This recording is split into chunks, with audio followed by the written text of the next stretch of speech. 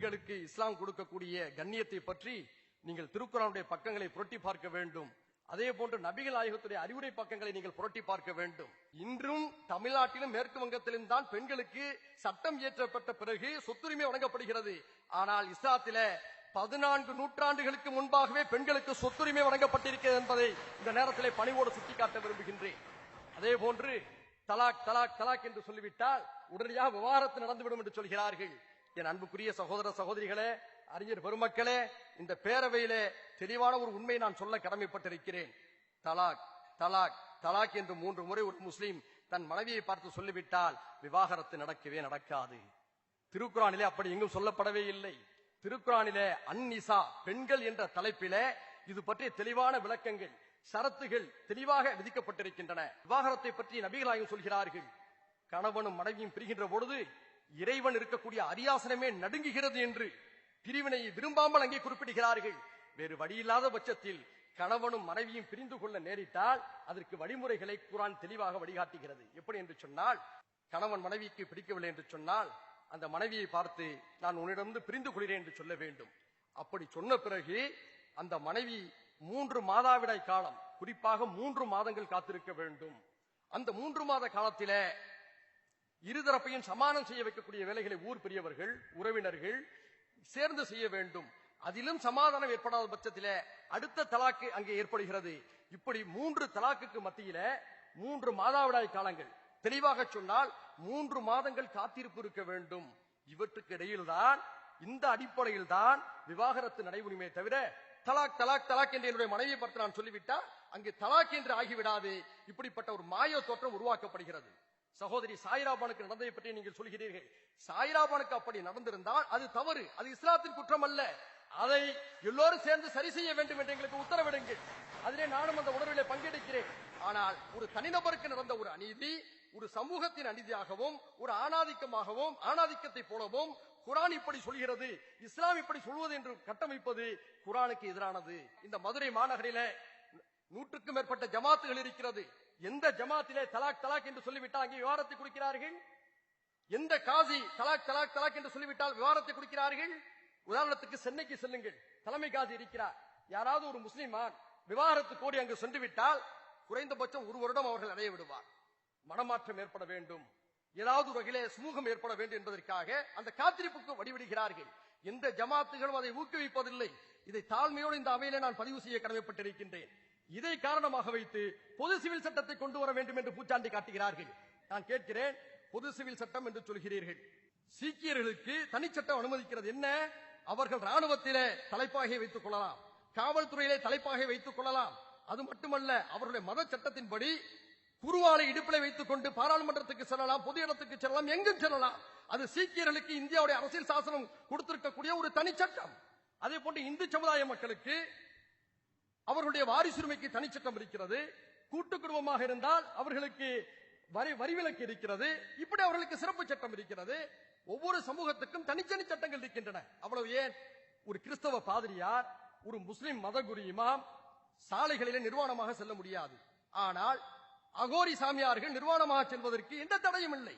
ஹரியானாவில பாரதிய ஜனதா கட்சி ஆளுகின்ற ஹரியானாவில் ஒரு ஜெயின சாமியார் நிர்வாணமாக வந்து உரையாற்றினார். அங்கே 5 பெண் சட்டமன்ற உறுப்பினர்களும் இருந்தார்கள். சட்டம் அதை அனுமதிக்கிறது. ஒவ்வொருவருக்கும் ஒரு கோட்பாடு.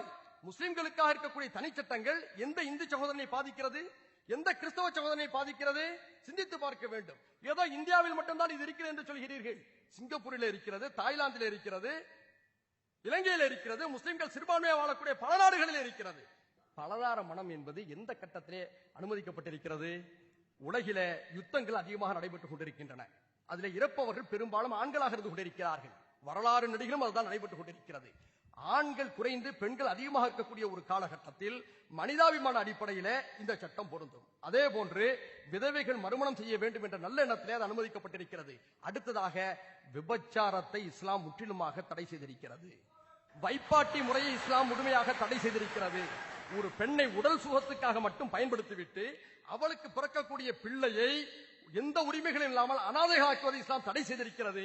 உச்சகட்டமாக பலதார மனத்துடைய நோக்கம் என்னவென்று சொன்னால், அங்கே வைப்பாட்டி முறை இருக்கக்கூடாது, தேவையற்ற உடல் சுகத்தை பெற்றுக்கொண்டு பிள்ளையை பெற்றுவிட்டு அந்த பிள்ளைக்கு சொத்துரிமை இல்லாமல் செய்துவிடக் கூடாது.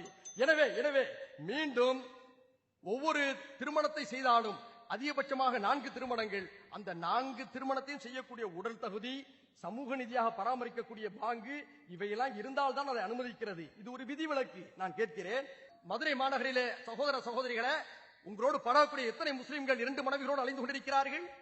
எத்தனை முஸ்லிம்கள் 3 மனைவிகளோடு அலைந்து கொண்டிருக்கிறார்கள்? இந்தியா முழுக்க நீங்கள் பகிரங்கமாக இந்த மதுரை மாநகரத்திலே தந்தி தொலைக்காட்சியின் வாயிலாக நான் சவால் விடுகிறேன், புள்ளி விவரத்தை எடுங்கள். ஒட்டுமொத்த இந்தியாவிலே வாழக்கூடிய 22 கோடி முஸ்லிம்களிலே எத்தனை பேர் பலதார மனத்தை பின்பற்றி நடந்து கொண்டிருக்கிறார்கள்? 1% கூட நெருங்க முடியாது. ஆனால் ஒரு போலித்தனமான ஒரு கட்டமைப்பு உருவாக்கப்படுகிறது. நான் இந்து சமுதாய மக்களோடு நெருங்கி பழகக்கூடியவன். என்னுடைய பள்ளி காலங்களிலிருந்தே என்னோடு அதிகமாக பழகியவர்கள், இப்போதும் பழகிக் கொண்டிருப்பவர்கள் என்னுடைய இந்து சமுதாய மக்கள் தான் அதிகம். இந்து சமுதாய மக்களுக்கு மத்தியில ஒவ்வொரு சாதிக்கும் ஒவ்வொரு விதமான திருமண முறைகள் உண்டு.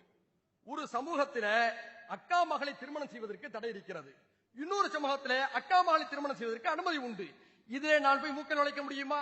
இது அவர்களுடைய பண்பாடு, இது அவர்களுடைய கலாச்சாரம். அப்படிதான் நீங்கள் பார்க்க வேண்டும். எனவே பொது சிவில் சட்டம் என்ற பெயரிலே பூச்சாண்டி காட்டக்கூடிய வேலைகளை செய்யக்கூடாது. அரசியல் தோல்விகளை மறைப்பதற்காக தேவையற்ற பதற்றங்களை தூண்டி நாட்டு மக்களுடைய அமைதியை குலைக்க வேண்டாம் என்று சம்பந்தப்பட்ட தரப்புக்கு நான் கேட்டுக்கொண்டு, எந்த நிலை வந்தாலும் சரி, சமூக நல்லிணக்கம் பாதிக்கப்பட்டுவிட யாரும் அனுமதித்து விடக்கூடாது.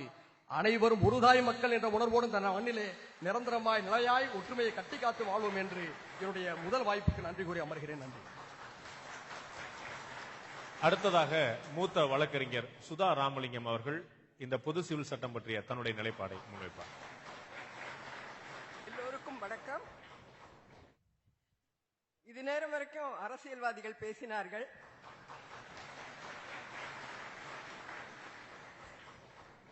அவங்கெல்லாம் ரொம்ப நல்லாவே மக்களை கவர்வதற்காக, ஓட்டு வாங்குவதற்காக எப்படியெல்லாம் மக்களை மூளை செலவை செய்ய முடியுமோ அப்படியெல்லாம் மூளை செலவை செய்வதற்கு படித்தவர்கள்.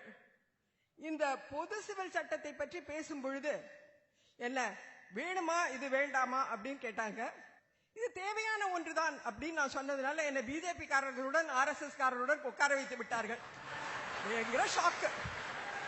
எங்கடா இது நாள் வரைக்கும் என்ன லெப்ட் சொல்லிக்கிட்டு இருந்தாங்க, இன்னைக்கு நான் ரைட்ல வந்து உட்காந்துட்டேனே அப்படின்னு சொல்லிட்டேன். ஆனா சரி, ரைட்டாக இருப்போங்கிறதுக்காக வேண்டி இங்க உட்கார வச்சுட்டாங்க போல இருக்க அப்படின்னு ஒரு மனசமாதானம்னு வச்சுக்கோங்களேன். என்னைய பொறுத்த வரைக்கும் இந்த பொது சிவில் சட்டம் என்பது தேவையான ஒன்று, ஆனா திணிக்கப்படக்கூடாத ஒன்று. மக்கள் எல்லோரும் ஒன்று சேர்ந்து நமக்கு இந்த பொதுவாக நியாயமாக பெண்களுக்கு சம உரிமை கொடுக்கக்கூடிய, ஆணும் பெண்ணும் சமம் என்ற ஒரு நோக்குடன், ஒரு புரிதலுடன் வாழுவதற்காக வழிவகை செய்கின்ற ஒரு சட்டத்தை இயற்றுவதற்கு நாம் எல்லோரும் சேர்ந்து இயற்றக்கூடிய ஒரு சட்டமாக அது இருந்தால் அது தேவைப்பட வேண்டிய ஒன்று, தேவைப்படுகின்ற ஒன்று அப்படின்னு நான் சொல்லுவேன். ஏன்னா என்னைய பொறுத்த வரைக்கும் இது முஸ்லிம்களுக்கு எதிரான ஒரு சட்டமாக நான் பார்க்கவில்லை. இன்னைக்கு இவ்வளவு நேரம் பேசினது எல்லாமே என்னமோ இந்துக்களுக்கும் முஸ்லிம்களுக்கும் எதிரான போர் நடந்துகிட்டு இருந்த மாதிரி தான் நான் பார்த்துக்கிட்டு இருந்தேன். இது நமக்கு 2 பேருக்கும் போரே கிடையாது. என்ன பொறுத்த வரைக்கும் இந்து சகோதரிகளுக்கும் பல்வேறான சமயங்களில் பலவேறான துரோகங்கள் இந்த சட்டங்களினாலே நடந்துகிட்டு தான் இருக்கு. என்னை பொறுத்த வரைக்கும் பெண்களுக்கு சமமான உரிமை என்பது இன்னைய வரைக்கும் கொடுக்கல. சுதர்சனாச்சியப்பன் அவர்கள் திருப்பரங்குன்றத்தில் எந்த 2 சாமி, ஒரு சாமி 2 பொண்டாட்டி வச்சிட்டு இருக்கிறவங்களை பத்தி பேசினாங்க. அப்கோர்ஸ் இதே சுந்தரேஸ்வரர் கூட யாரு 2 தலைக்கு ஒண்ணு உடம்பு பாதி ஒன்றுன்னு கொடுத்திருக்கவங்களா தான் இருக்காங்க. இதெல்லாம் நம்ம எங்க பார்த்துக்கிட்டே தான் இருந்துட்டு இருக்கோம். அப்படி இருக்கும் பொழுது நாம என்னமோ இந்துக்கள்லாம் எல்லாரும் ரிஃபார்ம்டா இருக்கோம், இஸ்லாமியர்கள்லாம் எங்கோ காட்டு காலத்துல இருக்காங்க அப்படின்னு சொல்றது எந்த வகையில நியாயம்? என்னை பொறுத்த வரைக்கும் நியாயமாகவே தெரியவில்லை. எத்தனை இந்து பெண்கள் கண்கசக்கி கொண்டு வருகிறார்கள் நமக்கு தெரியும். இந்த யதார்த்தங்களை நாம் ஏற்றுக்கொண்டு பேசணும். நான் எல்லாமே இந்து கோடைத்தான் யூனிஃபார்ம் சிவில் கோடா கொண்டு வருவேன். இந்த யூனிஃபார்ம் சிவில் கோடுக்கான ஒரு டிராப்டே நம்ம கையில கிடையாது. கையில இல்லாத ஒரு டிராப்ட பத்தி நம்ம பேசிக்கிட்டு இருக்கோம். அதற்கான முயற்சியில தானே சட்ட ஆணையம் இறங்கியிருக்கு. சட்ட ஆணையம் இப்ப ஒரு 16 கேள்விகளை கேட்டு உங்களுடைய கருத்துக்கள் எல்லாம் சொல்லுங்க சொல்லி சட்டம் நிறைவேற்றப்படலையே. இப்பதானே பொதுமக்கள்கிட்ட விவாதத்துக்கு தானே முன் வச்சிருக்காங்க. ஒரு சட்ட வரைவு இல்லாமல் வெறும் கேள்விகளை மாத்திரம் கேட்டுக்கொண்டிருப்பதுங்கிறது கூட மிஸ்லீடிங்கா தான் இருக்கு. இப்ப நீங்க பாத்தீங்க அப்படின்னு சொன்னா இவங்க ஒவ்வொருத்தரும் ட்ரிபிள் தலாக் பத்தி மாத்திரம் தான் பேசினாங்க, அல்லது பாலிகாமியை பத்தி பேசினாங்க.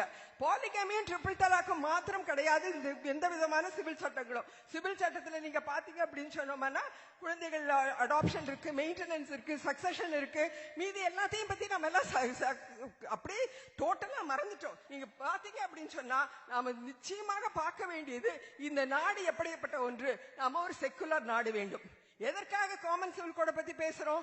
காமன் சிவில் கோடு பொதுவான சிவில் சட்டம் என்பது நாம ஒரு செக்குலரான ஒரு திசையை நோக்கி போக வேண்டும் என்பதற்காக. அந்த செக்குலர் என்பதே மத சார்பற்ற. அப்ப மத சார்பற்ற ஒரு நாட்டில் மதம் சார்ந்த சட்டங்கள் வேண்டுமா? இந்த மதம் சார்ந்த சட்டங்கள் இல்லாத ஒரு பொது சட்டம் என்பது எதற்காக தேவை? அது ஒவ்வொரு மதத்தை சார்ந்த சட்டத்தையும் ஒவ்வொரு பர்சனல் லாவையும் ரிஃபார்ம் பண்ணணும் அப்படின்னு சொன்னா அமெண்ட் பண்றதுக்கு காலதாமதம் ஆகலாம். அந்த காலதாமதத்தை இல்லாமல் பார்ப்பதற்காக நாம் ஒரு பொது சட்டத்தை கொண்டு வரலாம். அந்த பொது சட்டத்தின் வரைவு என்பது நிச்சயமாக பரவலாக கொண்டு செல்ல வேண்டும். வெறும் கொஸ்டினை கொடுத்துட்டு 16 கொஸ்டினை கொடுத்துட்டு இதுல டிக் பண்ணிடு, இதுல டிக் பண்ணது மெஜாரிட்டி இப்படி டிக் பண்ணிட்டு நான் ஒத்துக்கிறேன் அப்படின்னு சொல்றது இல்ல சட்ட மாற்றங்கள் என்பது. நீங்க பாத்தீங்கன்னா domestic violence act, protection of women against domestic violence ஆக்டா இருக்கட்டும், டவுரி ப்ரொஹிபிஷன் ஆக்டா இருக்கட்டும், சைல்ட் மேரேஜ் ரெஸ்ட்ரெயின்ட் ஆக்டா இருக்கட்டும், இது மாதிரி பல்வேறான சட்டங்கள் எல்லா மதத்துக்கும் எல்லா மதத்தினருக்கும் பொதுவான சிவில் பிரச்சனைகளுக்குள்ள போகக்கூடிய சட்டங்கள் இன்று இயற்றப்பட்டு தான் இருக்கின்றன. அப்படி கொஞ்சம் கொஞ்சமாக இன்ரோட்ஸ் கூட கொண்டு வந்து நாம பொது சட்டத்துக்கு எல்லாரும் ஒத்துட்டு வந்தோமானாதான் கொண்டு வர வேண்டுமே ஒழிய நான் பிஜேபி வந்துட்டு நான் RSS வந்துட்டு அதனால நான் இது ஒரு பாரத நாடு, இது ஒரே ஒரு நாடு, இந்த ஒரு நாட்டுக்கு எல்லாத்துக்குமே நேஷனலைஸ் ஒரு இது எல்லாத்தையும் நேஷனலைஸ் பண்ண மாதிரி இதையும் பண்ணுவேன்னு சொல்றது எனக்கு நியாயமா படல. நதிகள் எல்லாத்தையும் நேஷனலைஸ் பண்ணலாம், காவேரி தண்ணியை நமக்கு கொண்டு வரலாம், அதை நம்ம பண்ண மாட்டேங்கிறோம். அதுக்கு சென்ட்ரல் கவர்மெண்ட்டுக்கு வலிமை இல்ல. ஆனா நம்ம வீட்டுக்குள்ள போடுறாங்க. நம்ம வீட்டுக்குள்ளார இந்த சென்ட்ரல் கவர்மெண்ட் புகழுமா நீங்க பாருங்க. யார் சொல்றாங்கிறது முக்கியம். யார் சொல்றாங்க, எது சொல்றாங்கிறது ரொம்ப ரொம்ப முக்கியமான ஒன்று. பொது சிவில் சட்டம் தேவைப்படுகின்ற அதே நேரத்தில் அது எந்த சட்டமாக இருக்க வேண்டும், யாரால் செய்யப்பட வேண்டும், எப்படி செய்யப்பட வேண்டும், எதற்காக செய்யப்பட வேண்டும் என்பதை நாம் தீர ஆராய வேண்டும். நிச்சயமாக ஈக்குவல் லாஸ் வேணும், ஈக்குவாலிட்டியை ப்ரொடெக்ட் பண்ணணும். அதுதான் நம்முடைய நாட்டில் நம்முடைய கான்ஸ்டிடியூஷன் சொல்லுது. இன்டர்நேஷனல் கான்வென்ஸ் எதற்காக நம்ம கையெழுத்து போட்டுருக்கோமோ அதுல எல்லாம் கூட ஈக்குவாலிட்டி பத்தி தான் பேசுது. அந்த equal protection of laws, equality before law நமக்கு கொண்டு வரணும் அப்படின்னு சொன்னா அதுக்கு ஒரு யூனிஃபார்மான ஒரு காமனான சிவில் கோட் தேவைப்படுகின்றது. ஆனா அது இந்த காலகட்டத்தில் இப்ப இருக்கக்கூடிய இந்த அரசாங்கத்துடைய இந்துத்துவனுடைய போக்கில் போச்சு அப்படின்னு சொன்னோம்னா நிச்சயமாக அது சமத்துவத்தை நமக்கு அளிக்காது. சமத்துவத்தின் அடிப்படையிலான ஒரு சட்டம் நமக்கு தேவை. அது நம்ம எல்லாரும் ஏற்றுக்கொள்ளக்கூடிய, எல்லாரும் பார்த்து படிச்சு ஏற்றுக்கொள்ளக்கூடிய ஒரு சட்டமாக இருக்க வேண்டும். வாய்ப்புக்கு நன்றி, வணக்கம். அம்மா பொது சிவில் சட்டம் வேணும் சொன்னாங்களா வேண்டாம் சொன்னாங்களான்னு சரியா சொல்லக்கூடியவங்களுக்கு ஒரு எவர் சில்வர் குடம் பரிசு.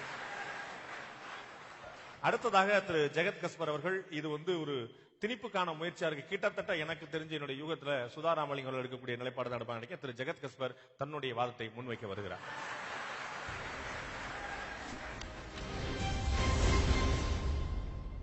முச்சங்கம் கூட்டி முதுபுலவர் தமை கூட்டிய மாமதுரை திருநகரை முதற்கண் வணங்குகிறேன். சட்டங்களால் மட்டுமே எல்லாவற்றையும் முறைமைப்படுத்திவிட முடியாது. தமிழ் ஒரு படி முன்னாடி சொல்ல நீங்க யோசித்து பாருங்க. நாடோடி சமூகத்தினுடைய ஒரு பாடல், கல்யாணமான முதல் நாள்லயே போட்டு உதைக்கிறான் புருஷன். இது சரி தப்புங்கிறது சொல்ல வரல, ஆனால் முறைமைகள் எப்படி மக்களினுடைய வாழ்க்கையை வழிநடத்தி இருக்கிறது. அடிபடுகிற அந்த பெண் கணவனை பார்த்து சொல்லுகிறாள், அறியாத ஊர்லயும் நான் தெரியாத வாழ்க்கப்பட்டேன், அடிக்காதடா தடிப்பையிலே நான் விடிய காலம் ஓடி போறேன் அப்படிங்கிற அந்த பாட்டு. ஆக இது சரியா தப்புன்னு இல்ல, சந்தோஷமா இல்லைன்னா, அன்பு இல்லைன்னா பிரிஞ்சுக்கிற சுதந்திரத்தை யதார்த்த வாழ்க்கை என்பது அந்த மக்களுக்கு கொடுத்திருக்கிறது, அப்படி வாழ்ந்திருக்கிறார்கள். ஆக சட்டங்களால் மட்டுமே ஒரு சமூகத்தில் எல்லாவற்றையும் சரியாக செய்துவிட முடியும் என்பது முழுமையாக ஏற்றுக்கொள்ளத்தக்கது அல்ல. அதிலும் குறிப்பாக மதுரையினுடைய மக்கள் நீதி நியாயத்திற்கு பெயர் பெற்றவர்கள். வரலாற்றை சற்று நீங்கள் திரும்பி பாருங்கள். சிலப்பதிகாரம் உண்மையில் குற்றம் செய்தது யார் சொல்லுங்கள்? உண்மையில் குற்றம் செய்தது யார்? இல்ல. உண்மையில் குற்றம் செய்தது யார்? இல்ல. உண்மையில் குற்றம் செய்தது யார்? பொற்கொல்லன். உண்மையில் குற்றம் செய்தது பொற்கொல்லன். தேரா மன்னா செப்புவது உடையேன் என்று கால் சிலம்பை வீசிக்கொண்டு வந்து நிற்கிற பொழுது அந்த சிலப்பதிகாரமே பதிவு செய்கிறது தென்னவன் தீதிலன். தென்னவன் தீதிலன். ஆனால் அவன் எவ்வளவு நீதியான மன்னன் என்றால் உண்மை தெரிய வருகிற பொழுது யானோ மன்னன் யானே கள்வன், நீதி தவறிவிட்டேன் என்று கலங்குகிறான் இல்லையா? அங்கு கூட நிக்கல, தன் உயிரை தானே மாய்த்துக் கொள்கின்றான். நீதியினுடைய உச்சம், ஒழுக்க கடப்பாடு ஏற்படுகின்ற உச்சம். இப்போ பஞ்சாயத்து அங்க முடிஞ்சிருக்கணும் இல்ல? அப்புறம் என்ன மதுரையை எரிக்கிற கதை? அப்புறம் என்ன மதுரை? தன் கற்பின் வலிமையை காட்டுவதற்காக கண்ணகி மதுரையை எரித்து விடுகிறார். ஆனால் மதுரை சமூகம், தமிழ் சமூகம் அறத்தின் மீது எவ்வளவு பற்று கொண்டது என்றால் இது அவனை உறுத்தி இருக்குது. அடடா, மதுரையை எரிக்க வச்சுட்டோமே, பொற்குலம் தானே அவன் குற்றம் செய்தது. இந்த கண்ணகிய அன்பு செய்தவங்க எத்தனை பேர் இருந்தாங்க, அநாத பிள்ளைகள்லாம் சாதாரண பிள்ளைகள்லாம் எரிச்சு விட்டோமே, இது சரியில்லைன்னு மணிமேகலையில அந்த பிரச்சனையை கையாளுறாங்க. எப்படி கையாளுறாங்கன்னா, கண்ணகி தெய்வத்துக்கு முன்னாடி மணிமேகலை போய் நின்னு சொல்றா, கற்பு கடன் தீர்த்து அன்பு கடன் மறந்தனையே. நீ கற்பு கடமையை முடிச்சிட்டம்மா, ஆனா அன்பை மறந்துட்டியே. அன்புதான் முக்கியமா. அன்பார்ந்த நண்பர்களே, இதை எதுக்கு சொல்றேன்னா, இன்னைக்கு இந்த நாட்டுல இஸ்லாமிய சமூகத்திற்கோ அல்லது கிறிஸ்தவ சமூகத்திற்கோ பெரும்பான்மை மக்கள் தான் பாதுகாப்பாக இருக்க முடியுமே தவிர சிறுபான்மை மக்கள் தங்களுடைய அன்புதான் பெருசியா, அன்புதான் பெருசு. இன்னைக்கு என்னன்னா, ஒரு பகை சூழலில், வெறுப்பு விதைக்கப்பட்ட ஒரு சூழலில் இந்த விவாதம் நடக்கிறது என்பதுதான் நமக்கு சிக்கலை தவிர பொது சிவில் சட்டம் வேண்டுமா வேண்டாமா என்பது அல்ல. ஆனால் அந்த பொது இப்ப என்னை பொறுத்தவரை என்னுடைய தந்தையார் ஒரு இந்து, அவருடைய பேர் ஸ்ரீ பத்மநாபன். என்னுடைய தாயை திருமணம் செய்து கொள்வதற்காக ஒரே ஒரு நாள் தேவாலயத்திற்கு வந்தார், அவ்வளவுதான். அதற்கு பிறகு வரவில்லை. இன்றும் என்னுடைய ஊரில் கோவிலில் 13 சிறுதெய்வங்கள் உண்டு. 9வது சிறுதெய்வம் என்னுடைய தாத்தா ஈஸ்வரபாக்கியம். நான் கத்தோலிக்க பாதிரியார். இது இந்த நிலம். அப்படித்தான் இந்த நிலம் இருந்தது, அப்படித்தான் இந்த நிலம் இருக்கிறது, அப்படித்தான் இந்த நிலம் இருக்க வேண்டும். இங்கு எந்த விதமான பகைமைக்கும் வெறுப்புக்கும் இடம் இல்லை. நான் ஒரு ஃபாதர். நான் சின்ன வயசுல இருக்கிற நேரம் பெண்கள் திருப்பிடத்தில் ஏறக்கூடாது, கடுமையாக போராடினோம். முதலில் சின்ன பிள்ளைகளை ஏத்தி விட்டோம், பொம்பளை பிள்ளைங்களை, குழந்தைங்களை ஏத்தி விட்டோம். அடடா நல்லா தானே இருக்குதுன்னு பெருசுங்களுக்கு எல்லாம் நல்லா தானே இருக்குது, சின்ன பிள்ளைங்களை ஏத்துறா நல்லா தானே இருக்குன்னு. இப்போ பெரிய பெண்களும் திருப்பிடத்திற்கு பைபிளை படிக்கலாம் என்கின்ற நிலைமைக்கு கொண்டு வந்தோம். ஆனா இன்று வரைக்கும் அவங்க சாமியாராக முடியாது. என்று அவர்களும் சாமியாராக முடியுமோ அன்றுதான் என்னுடைய மனது நிம்மதி அடையும். இதை இங்கே இருக்கக்கூடிய இந்து பெரியவர்கள் ஒரு கிறிஸ்தவ பெண்ணை சாமியாராக்கு, ஒரு கிறிஸ்தவ பெண்ணை போப்பாண்டவராக்கு என்று சொன்னால் அது முரண்பாடாகும், பிரச்சனையாகும். உள்ளுக்குள் இருந்தே ஒரு முற்போக்கு சிந்தனை உள்ளுக்குள் இருந்தே போராடி தங்கள் மதத்தை சார்ந்தவர்கள் தங்கள் மதத்தை விமர்சித்து திறனாய்வு செய்து அண்ணன் சிபிஆர் அவர்கள் ரொம்ப ரொம்ப அழகான ஒரு கருத்து சொன்னார்கள். எனக்கு ரொம்ப உடன்பாடான கருத்து என்னவென்றால், எதுவானாலும், பகவத்கீதை ஆனாலும், பைபிள் ஆனாலும், திருக்குரான் ஆனாலும் அந்தந்த காலகட்டத்திற்கு ஏற்றபடி சில விஷயங்களை சுவீகரித்துக் கொள்ள வேண்டும். இந்த காலத்திற்கு ஒவ்வாது என்றால் ஒவ்வாதுதான். முழுமையாக நான் உடன்படுகிறேன். உங்களுக்குள் ஒரு புரட்சியாளன் இருக்கிறார், தவறான கட்சியில் இருக்கிறீர்களோ என்கின்ற சந்தேகம் கூட சில நேரங்களில் வந்துவிடுகிறது. ஒருவேளை நீங்கள் கட்சியில் பெரிய மனிதராக வளராமல் போனதற்கு இதுவும் ஒரு காரணமோ என்று கூட எனக்கு தெரியவில்லை. இது மிகச் சரியான கருத்து. ஏனென்றால் இயேசுநாதர் வரதட்சணையை பற்றி பேசவில்லை இல்லையா? ஏன் பேசல? அவர் வாழ்ந்த சமூகத்தில் வரதட்சணை இல்லை. எனவே அவருக்கு வரதட்சணையை பற்றி அக்கறை இல்லை என்று ஆகிவிடுமா? இன்று இங்கே ஆணவ கொலை நடக்கிறது, இன்று சிசு கொலை நடக்கிறது, இங்கு வரதட்சணை இருக்கிறது, இவ்வளவு பிரச்சனைகள் இருக்கிறது என்றால் அந்த ஆண்டவர் இயேசுவினுடைய மனசாட்சியாக நின்று கொண்டு அவர் இந்த மதுரையிலே, நாகர்கோவிலிலே, நாகப்பட்டினத்திலே இன்று இருந்தால் என்ன சொல்லி இருப்பாரோ அதை சொல்வதுதான் ஒரு மதவாதியாக எனக்கு கடமையே தவிர வெறுப்பை விதைப்பது அல்ல.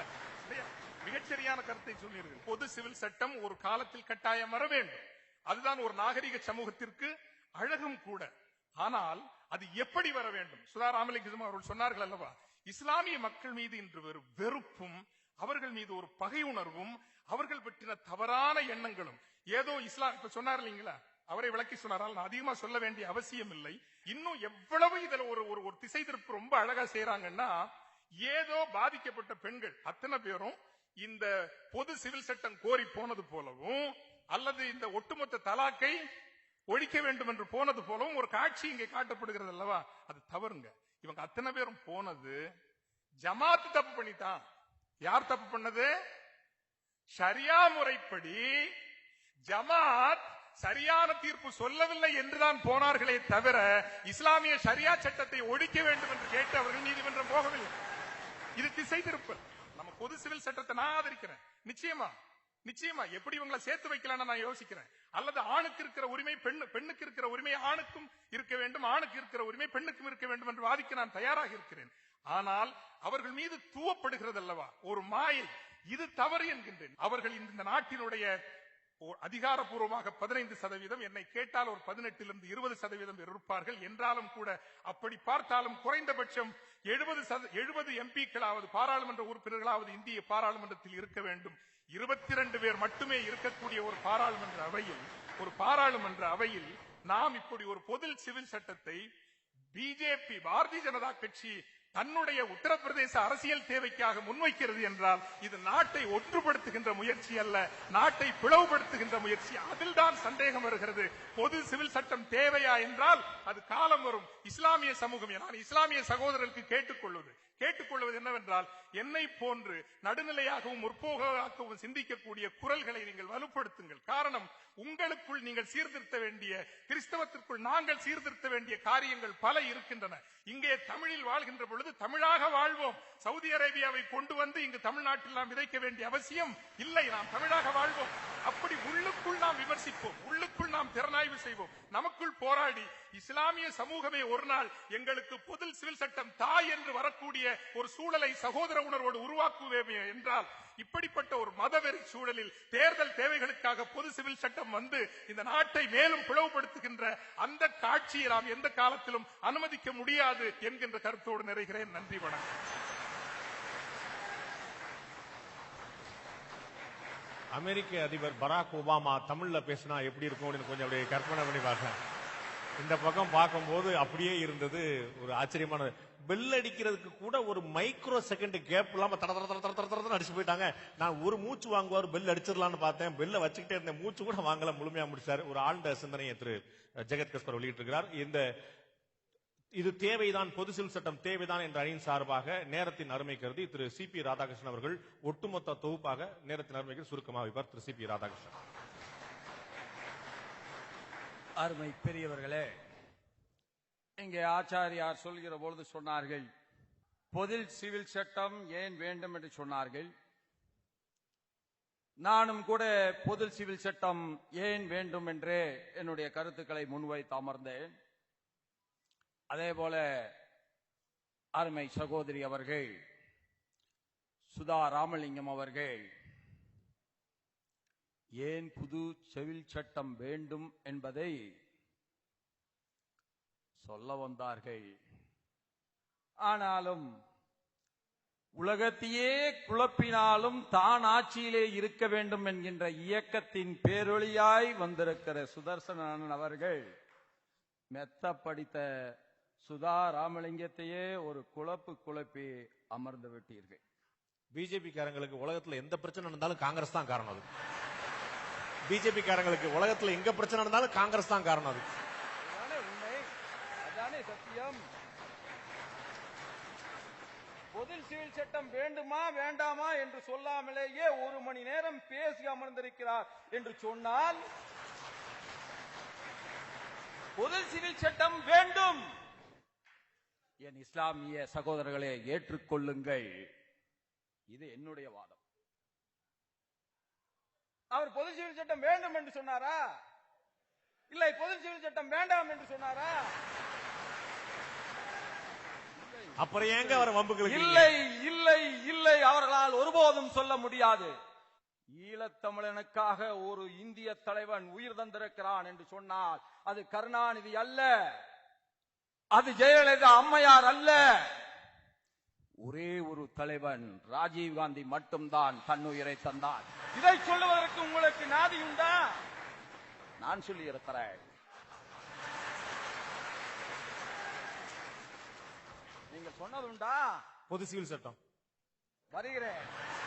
நீங்கள் காங்கிரஸ் பொது சிவில் சட்டத்தை எதிர்த்து அவர்கள் பேசவே இல்லையே. இந்த பொது சிவில் சட்டம் ஏதோ பாரதிய ஜனதா கட்சியினுடைய கை குழந்தை என்று சொல்லிவிட்டு அமர்ந்திருக்கிறார்களே தவிர அவர்களுடைய வாதத்தில் என்ன நியாயம் இருந்தது? சொன்னார்கள் மனைவி உடன்கட்டை ஏறினார் என்று சொன்னார்கள். ஒரு கட்டத்திலே இருந்தது அது தூக்கி எறியப்பட வேண்டும் என்று முதல் குரல் கொடுத்தவர் ஒரு இந்து ராஜாராம் மோகன் ராய் அவர்கள். இன்றைக்கு அதை இந்து மதம் ஏற்றுக்கொண்டிருக்கிறதா இல்லையா? அதே போலதான் இஸ்லாத்திலும் எத்தனையோ நல்லதெல்லாம் இருக்கிறது. நான் அதையெல்லாம் மறுத்து பேசவில்லை. எந்த இடத்திலும் இங்கே அமர்ந்திருக்கின்ற இஸ்லாமிய பெரியவர்களுடைய மனதை புண்படுத்துகிற விதமாக நான் சொல்லவில்லை. ஆனால் காங்கிரஸ்காரர் என்ன சொன்னார்? அருமையன் சுதர்சன நாச்சியப்பன் புது பகவத்கீதையை எழுதி பாக்கெட்டிலே வைத்திருப்பதாக சொன்னார்கள். நான் சொன்னா நான் ஒரு புது குர்ஆன் கண்டுபிடித்திருக்கிறேன் என்று சொன்னா இல்லை. நான் என்ன சொல்லுகிறேன்? இஸ்லாமிய பெரியவர்களே, உங்களை வாக்கு வங்கிகளாக மட்டும் பார்க்கிறவர்கள் உங்களுக்கு தடவுவது போல அன்பாக தடவுவார்கள். அது வல்ல என்னுடைய வேலை.